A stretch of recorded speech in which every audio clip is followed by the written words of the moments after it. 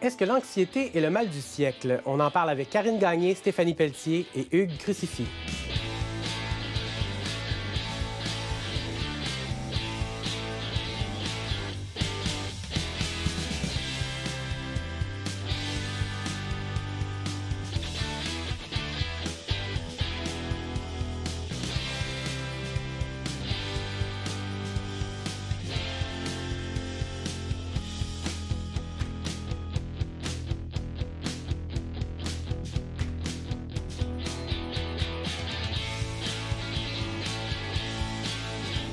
Dans une époque trouble, on a souvent les nerfs à vif. On est avec trois invités qui maîtrisent, ou peut-être pas tant, l'anxiété. Je vais vous demander assez rapidement, est-ce que vous avez déjà été anxieux? Oui. Oui. J'ai un trait de personnalité anxieux. OK. On est dans le déni ici. Est-ce qu'on peut définir l'anxiété de façon très concrète? Oui, on peut définir l'anxiété de façon concrète. En fait, juste à la base, ce qu'il faut savoir, c'est que tout le monde vit de l'anxiété à différents niveaux, mais sans anxiété, c'est la mort. Donc, un minimum d'anxiété est nécessaire pour assurer notre survie, parce que sinon, on ne serait pas conscient de voitures qui passent, on peut se faire frapper par une voiture, des accidents, des choses plus imprévisibles, finalement. Donc, ça prend un minimum d'anxiété pour avoir cette vigilance qui assure la survie.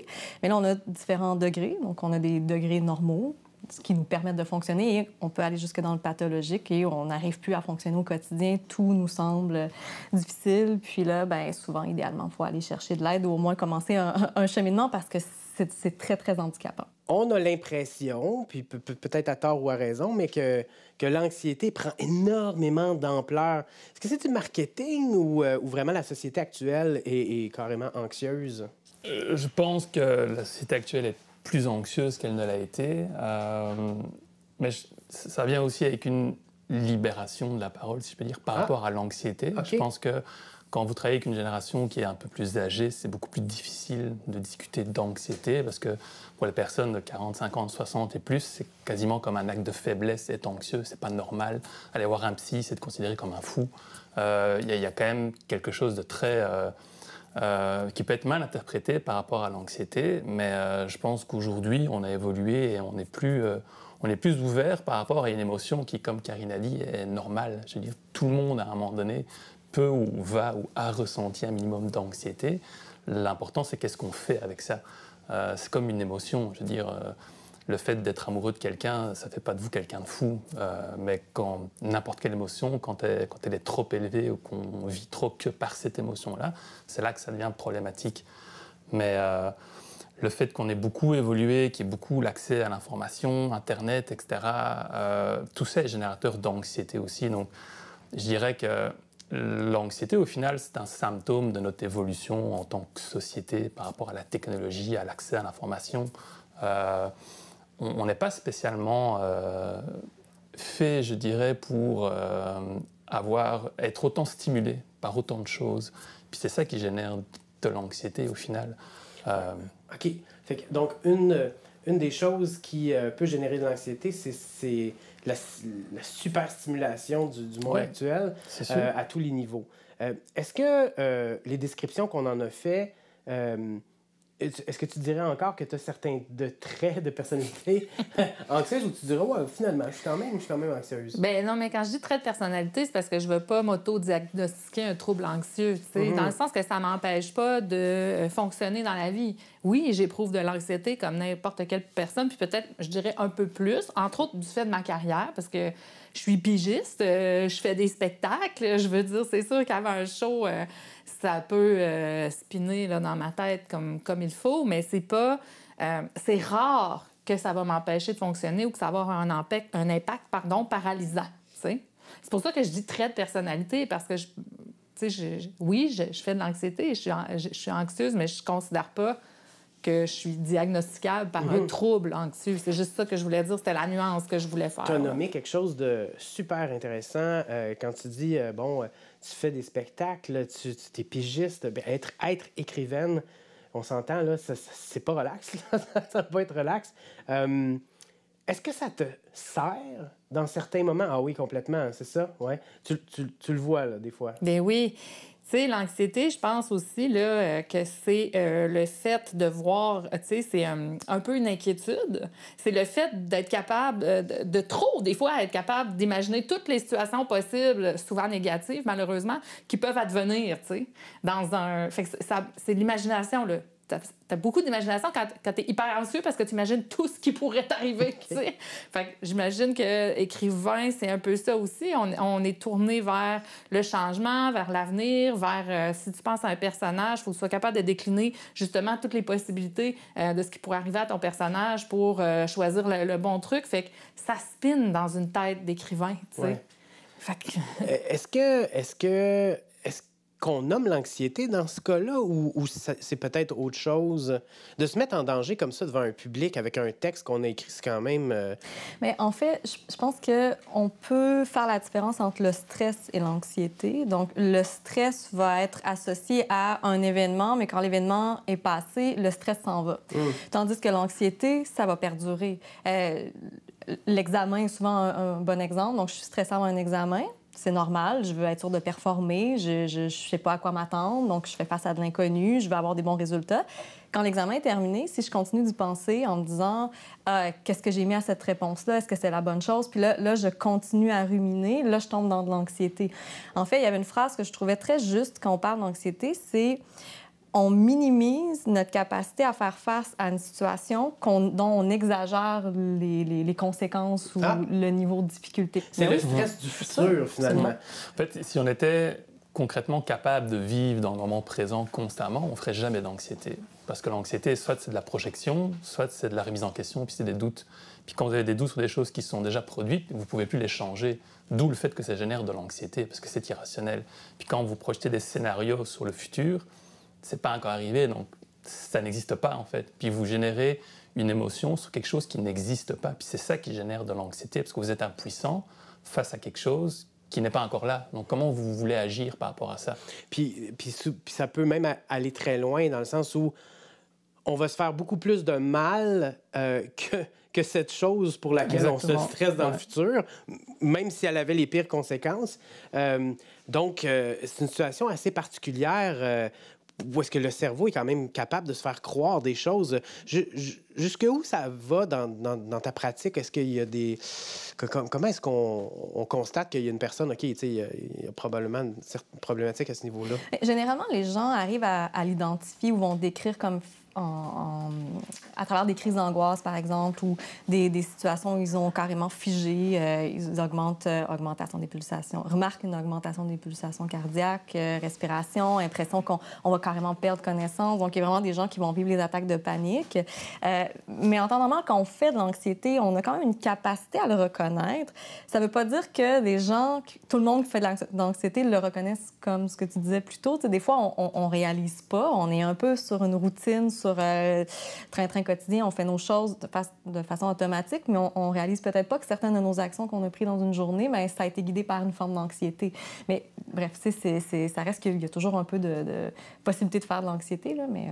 Dans ta pratique professionnelle, tu traites l'anxiété, mais dans quel contexte exactement? C'est quoi que tu fais finalement? Ouais, ça, c'est une bonne question. En fait, il y a différentes façons de le traiter. Moi, mon rôle, c'est surtout d'outiller les gens pour gérer le symptôme. Parce que je ne fais pas de diagnostic, je ne fais pas de psychothérapie, c'est pas mon rôle.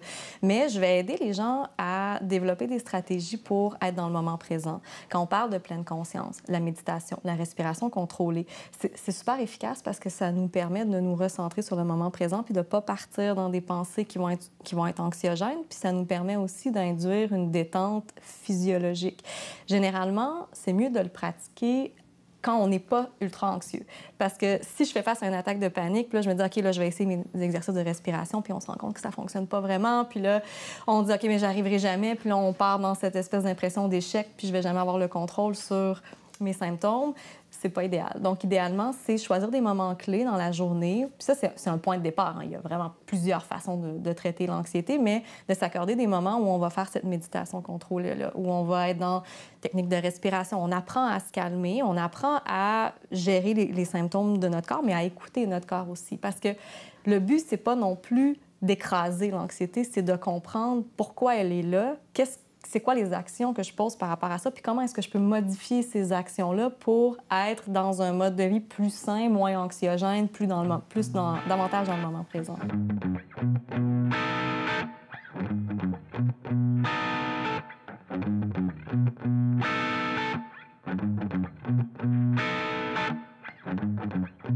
Moi, je pense que l'anxiété, là, depuis le début de l'humanité, ça va de même. Excusez-moi, faut que je réponde plein de courriels. Téléphone cellulaire, téléphone cellulaire, téléphone cellulaire. Non seulement il y a la vraie vie, il y a la vie virtuelle. En plus, t'as 2 vies, tabarouette. Avant, t'étais comme travail, boulot, dodo. À cette heure, c'est travail, boulot, dodo. Puis quand t'arrives chez vous, faut que t'ailles dans le metaverse. Avant, t'étais pas contactable. Fait que tu pensais juste à ce qui était dans le moment présent.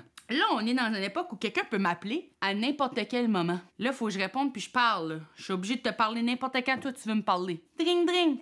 Ah! Voyons! J'étais en train de faire une sieste! Pas pour rien que dans tous les films d'horreur, il y a des appels de téléphone. C'est épeurant. Tout le temps, ils sont en train de recevoir des appels où le monde respire fort.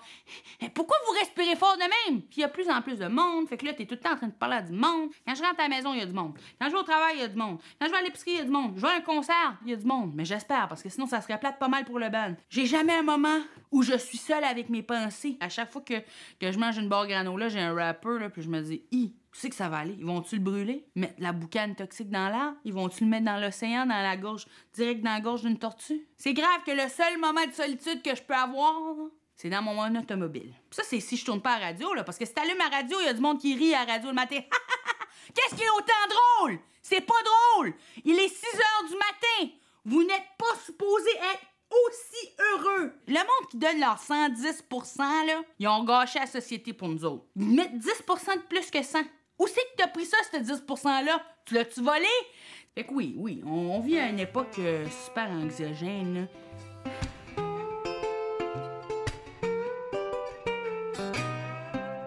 Est-ce que justement dans ta pratique au travail, j'imagine que c'est la géométrie variable, là, mais est-ce qu'on sent une augmentation de l'anxiété au travail, en particulier reliée au travail? Oui, ben, en fait, la pandémie a apporté beaucoup d'anxiété de manière générale, c'est sûr, par rapport au travail aussi, parce que travailler à la maison, c'est les enfants, c'est l'espace qui n'est pas forcément là, c'est la garderie, ça a vraiment amené beaucoup d'anxiété, qui était très difficile à travailler au final, parce que même si on est des intervenants et des cliniciens, ça ne nous empêche pas de vivre de l'anxiété, et puis de vivre la même pandémie que la personne à qui on parle. L'anxiété au travail a beaucoup été pris par cette pandémie, puis travailler à la maison, je pense que les gens ont beaucoup apprécié ça dans les premiers mois, mais après, on a plus vu l'aspect peut-être un peu plus négatif du travail à la maison. C'est drôle parce que la pandémie, on a cette image-là en pantoufles là, à la maison, tu sais... Puis une situation, des fois, qui était très relaxe, qui s'apparentait à un dimanche éternel. Mais pas tant, finalement. Pas quand on est dans une situation de travail, puis clairement pas quand on a des enfants qui embarquent sur le clavier ou qui sont tout le temps sur la console. Puis en plus, les gens ont beaucoup mis de côté des habitudes de vie, des bonnes habitudes de vie, parce qu'il n'y avait plus beaucoup d'accès à des restos, gym, sorties. Donc, on s'est un peu déshabitué. Moi, je remarque que certaines personnes vont commencer à faire de l'anxiété sociale parce qu'ils sont plus habitués d'avoir des conversations, ne savent plus quoi parler, ne savent même plus ce qui les intéresse, finalement. Donc, on met de côté tout ce qui est habitude de vie positive, ce qui nous permet de nous sentir accomplis, ce qui nous permet de nous actualiser. Et là, bien, on ajoute une couche d'incertitude avec cette pandémie-là. Donc là, on voit que, finalement, d'avoir mis de côté mes habitudes de vie, ça commence à me coûter cher là, sur le plan de la santé mentale, puis de mon impression d'être capable de me sortir, finalement, des difficultés que je vis. C'est comme si je suis un peu en mode j'empile. Tu sais, j'empile les problèmes, j'empile les difficultés, puis j'ai de la difficulté à voir la sortie, finalement. Ce qu'on a tendance à sous-estimer, c'est l'impact que l'information a eu sur nous dans la pandémie. Je dis, pendant 1 an et demi, 2 ans, à chaque jour, on avait les chiffres des personnes contaminées, des personnes décédées, des personnes hospitalisées. Puis après, on se demandait pourquoi les gens devenaient anxieux par rapport à cette pandémie-là. Mais imaginez qu'à chaque jour, on nous donne les chiffres des personnes qui meurent d'une pneumonie, des personnes qui ont la grippe. On va finir par être anxieux de tout. Puis c'est ça aussi qui est une lame à double tranchant avec l'information, c'est que on génère de l'anxiété en voulant informé parmi toutes les personnes à qui j'ai fait de l'intervention par rapport à l'anxiété, on a quand même, je dirais, une base théorique qui est assez commune à tout le monde. L'anxiété, théoriquement, va fonctionner de la même manière chez tous les individus. Après, elle va prendre des directions qui sont différentes parce que c'est extrêmement intime de l'anxiété, ça vient nous chercher dans nos faiblesses. On n'est pas tous égaux face à l'anxiété, il y a des personnes qui sont plus sujettes à l'anxiété, il y a une partie qui est génétique aussi, malheureusement, par rapport à l'anxiété. Mais c'est beaucoup dans la rationalisation. Et après, en fait, il faut essayer de comprendre d'où elle vient, l'anxiété. Il faut essayer de mettre du concret, étant donné que l'anxiété est beaucoup basée sur de l'irrationalité et puis des choses qui ne sont pas encore présentes, même si par rapport à l'éco-anxiété, ça peut encore être discutable parce que ça reste que le réchauffement climatique, il est là, ce n'est pas quelque chose qui est irréel, d'où le fait que c'est plus compliqué à gérer. Bon, on discutera peut-être plus tard, mais ça reste que ce qui est important, c'est d'apporter du concret, de discuter, et puis d'aider la personne à comprendre d'où vient cette anxiété-là, plutôt que de se laisser emporter par la marée et de ne plus contrôler ses émotions, c'est de se dire, OK, d'où est-ce que ça vient? J'avais souvent tendance à dire aux personnes que l'anxiété, c'est des vagues qui se transforment en tsunami. Donc vous allez avoir un problème qui peut être géré normalement, mais qui va se transformer grâce à l'anxiété en une montagne insurmontable. Et plutôt que d'essayer de combattre le tsunami, il faut retourner à la vague et voir c'est quoi qui se passe. Se faire dire que c'est pas... que tout ça fait un peu partie de l'imaginaire, c'est particulier quand on est éco-anxieux, tu sais, dans le sens où on a vraiment l'impression qu'il y a une catastrophe qui nous pend au bout du nez. Est-ce que c'est comme ça qu'on peut le vivre ou... C'est drôle. En écoutant parler les autres, je me suis rendu compte, en fait, que moi, personnellement, je me suis mis à être moins anxieuse quand j'ai fait des enfants parce que j'avais moins de temps pour penser. OK. En diminuant mon espace de pensée, je diminuais les possibilités de générer de l'anxiété à l'intérieur de moi-même. Ouais. Par contre, le fait d'avoir des enfants, ça a provoqué effectivement une nouvelle forme d'anxiété qui est celle qui est liée à l'avenir de mes enfants puis à l'avenir de la planète. Moi, ça, c'est des choses sur lesquelles il ne faut pas trop que je m'arrête parce que je deviens inconsidérablement inquiète. C'est très dur à endiguer et c'est même du désespoir. Tu sais, je nommerais ça comme du vrai désespoir. Ça t'empêche au quotidien là, de vivre une vie normale là, par moment. Il n'y a pas un moment où je suis en train de vivre un magnifique moment dans la nature avec mes enfants. Je peux jamais enlever de ma tête que ça va peut-être disparaître. C'est vraiment intéressant parce que je trouve que l'éco-anxiété, premièrement, on le dit, on le nomme plus, c'est quelque chose qui existait peut-être, mais qui n'était pas nommé de cette façon-là. Sauf qu'on parlait d'une petite vague qui se transforme en tsunami. Mais cette vague-là, elle est très particulière parce que quand on a à cœur la planète puis la survivance de nos enfants, c'est extrêmement concret, cette peur-là que la planète soit détruite, mais c'est aussi qu'on a l'impression qu'on n'en parle pas assez, puis les gens ont tendance à faire un métier, puis que c'est pas si grave et je peux rien y faire. Comment est-ce qu'on peut se sortir du tumulte de même? L'éco-anxiété, c'est vraiment quelque chose à part, puis c'est très délicat, puis j'essaie de ne pas être défaitiste non plus. Il n'y a pas de solution. Je pense que chaque génération fait face à une situation qui peut être catastrophique quand on regarde la Première Guerre mondiale, la Deuxième Guerre mondiale, puis après il y a eu la guerre froide dans les années 60 avec les missiles à Cuba, etc., où on a cru qu'on allait avoir un hiver nucléaire, puis qu'il allait y avoir une guerre nucléaire entre la Russie et les États-Unis. C'est encore d'actualité aujourd'hui, malheureusement. Mais par rapport à l'éco-anxiété, puis je vais juste reprendre une phrase que vous avez dite, puis j'espère que vous ne m'en voudrez pas, mais c'était dans la nature, je profite de maintenant, puis je me dis peut-être ça va disparaître. Puis c'est là que l'anxiété arrive, parce que c'est l'anxiété qui parle quand on dit peut-être ça va disparaître. Puis quand vous êtes sur le moment présent à profiter, c'est vous, normal, c'est une pensée, puis on est bien, mais c'est ça qui est délicat avec l'anxiété, c'est que ça va faire de la projection, puis ça va toujours aller chercher une petite part de réalité. C'est aussi pour ça que ça fonctionne aussi bien, et puis surtout par rapport à l'éco-anxiété, c'est que c'est là, c'est concret, puis on ne peut pas y faire grand-chose à titre individuel, malheureusement, alors que si je suis anxieux par rapport au fait de venir ici dans l'émission, je vais essayer d'aller sur Internet, je vais peut-être relire quelques articles, je vais me remettre dans le bain, histoire de ne pas dire des âneries, pas encore. Et donc, je peux agir minimalement contre cette anxiété-là, mais l'éco-anxiété, si madame et son conjoint ou sa famille ou peu importe décident d'être hyper écologique, de plus rouler en voiture, de rouler à vélo, puis de tout respecter jusqu'à la fin de leur jour, ça ne changera pas grand-chose au climat sur la Terre, parce qu'à titre individuel, on est 7 milliards. Donc, on a moins de contrôle sur cette forme d'anxiété-là. Par rapport à l'éco-anxiété, oui. Et elle est inhérente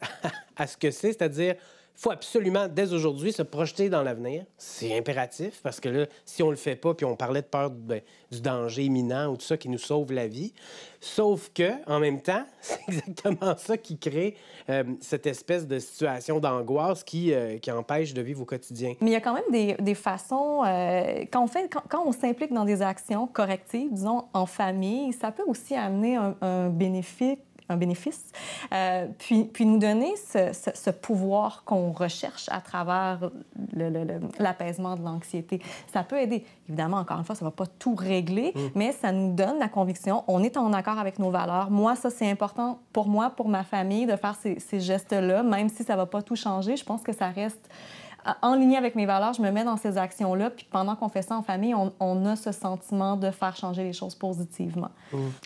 Cette éco-anxiété-là, tu la vis, mais je sais que ça fait aussi partie de ton quotidien parce que tes proches aussi sont affectés par l'éco-anxiété. Est-ce que tu le vois chez les jeunes qui ont ce sentiment-là? Bien, chez un jeune, en tout cas. Ouais. J'en fréquente des enfants, mais c'est sûr que les enfants, j'ai l'impression, vont l'exprimer plus dans l'intimité. Là. OK. Puis nous, notre fils, notre plus vieux, l'a beaucoup exprimé cet été. T'sais. Ses craintes, ses angoisses, la peur, les millions de questions sur les changements climatiques. Qu'est-ce qui va arriver? Est-ce que... puis là, la question fondamentale, c'est toujours qu'est-ce qu'on camoufle, qu'est-ce qu'on nomme, jusqu'où on accepte parce qu'on peut pas tout dissimuler, mais maintenant, ça arrive quand il y a des adultes chez nous, puis que la discussion part là-dessus, qu'on nomme, ben excusez, là, mais il est pas couché, fait que si ça vous dérange pas, on va attendre qu'il dorme avant de décoller sur je sais pas, la collapsologie. Oui. Mais c'est comme... Mais en même temps, il faut qu'on en parle avec lui, tu sais. Puis là, je sais qu'il y a de plus en plus de livres qui sortent. D'ailleurs, on en a eu un qui nous a été offert, Le plus petit sauveur du monde. Tu sais, il faut pas éviter le sujet. On l'a amené nettoyer les berges, tu sais. On essaie de l'aider à s'impliquer. Puis moi, j'ai vraiment l'impression que peu importe qu'on soit un adulte ou un enfant, même si on le sait que ça n'aura pas vraiment un impact, puis que ça ne va pas nécessairement changer le monde, s'impliquer, là, agir, là, puis moi, encore plus en tant qu'artiste, parce que j'ai une position puis une prise de parole que je peux prendre, moi, c'est la chose qui est la plus thérapeutique, mais en même temps, c'est un cercle vicieux parce que je peux pas empêcher la petite voix qui dit « Ah, tout ça va mourir quand je vois mes enfants. » J'exagère, là. Mais quand je vois mes enfants jouer dehors, je peux pas la faire taire. Elle est poétique, cette voix-là. Elle est créatrice et j'en ai besoin. T'sais. Mais c'est là, ce que tu illustres, c'est justement une façon dont l'anxiété peut être moteur de quelque chose d'assez positif aussi. Je pense qu'on en a parlé. C'est la meilleure façon de maîtriser son angoisse. Là. Oui, mais je pense pas que la petite voix, faut la faire taire. Au contraire, parce qu'elle est là de toute façon, que vous vouliez l'entendre ou pas. C'est important de l'écouter et quasiment même de lui parler sans vouloir aller trop dans les métaphores. Mais il faut voir ça aussi comme de l'anxiété. C'est comme un chien qui grogne devant vous dans un parc que vous ne connaissez pas. Si vous le tournez de dos et que vous vous mettez à courir, il va vous courir après.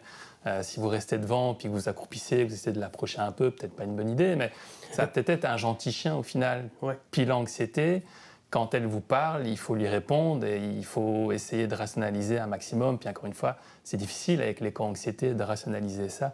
Mais faut pas tasser ça du revers de la main. Non, il faut jamais tasser l'anxiété parce qu'elle va rentrer par une autre porte. Donc, elle rentre très, très maligne. Ouais. Mais prendre action sur son anxiété, c'est entre autres faire ce qu'on a fait maintenant. Parce que j'ai jamais été aussi relax de toute ma vie. Je vous remercie beaucoup d'avoir participé à l'émission Hôtel Central. Merci. Ça fait plaisir.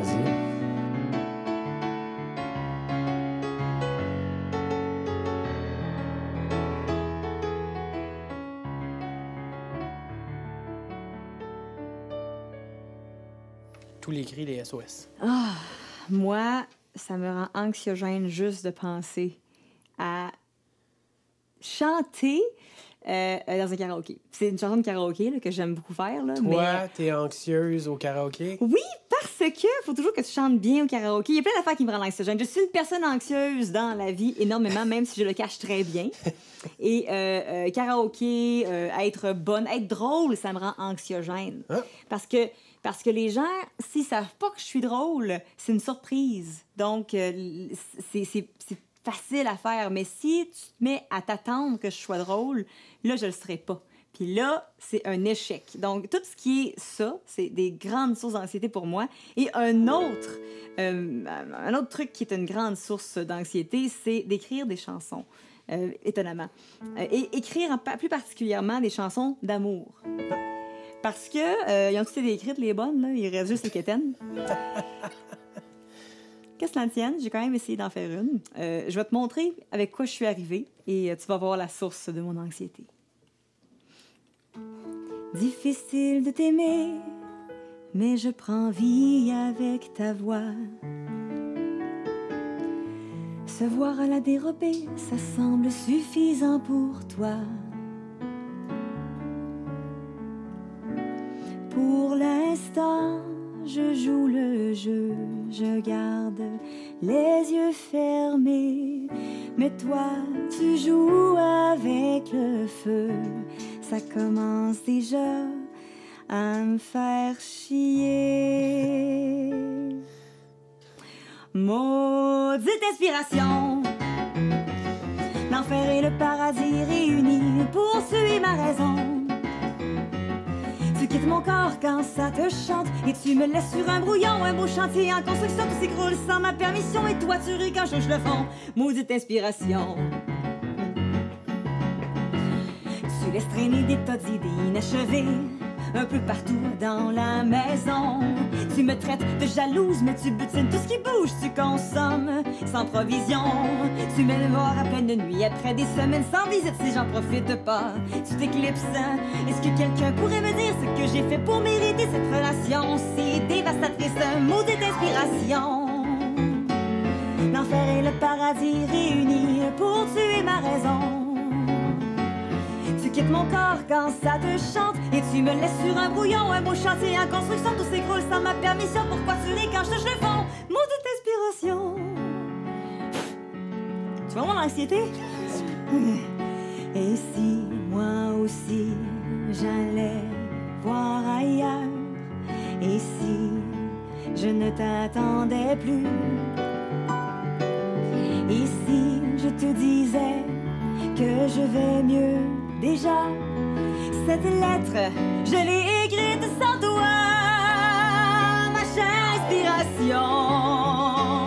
L'enfer et le paradis réunis sans troubler ma raison. Tu peux quitter mon corps quand ça te chante, ma chère inspiration.